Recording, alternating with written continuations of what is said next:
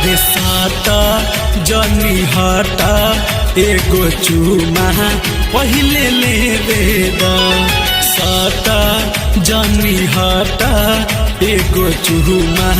पहिले ले बेदा हाउ हमर जान तू परान हऊ हो तू ही हमर सपना यार मान हऊ हो अरे साटा जनी हटा एगो चूमा पहिले ले बेदा साटा जनी हटा एगो चूमा पहिले ले बेदा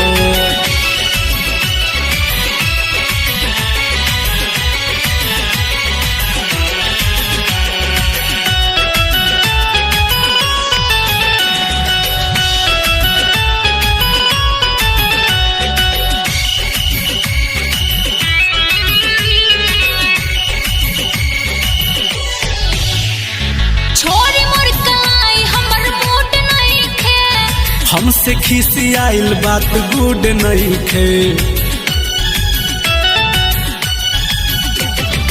अंगे अंगे टूटे देह में खूब नहीं खे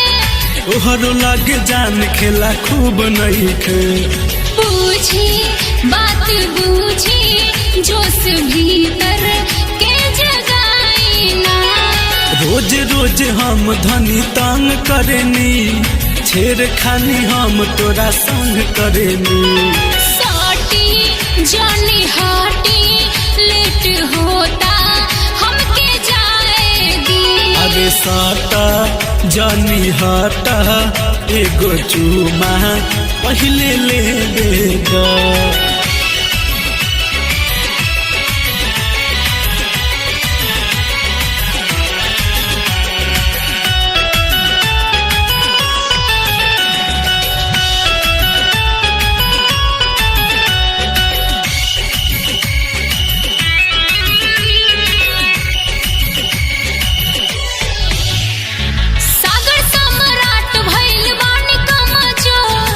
आज भर हो जाए दह कर जनी सोर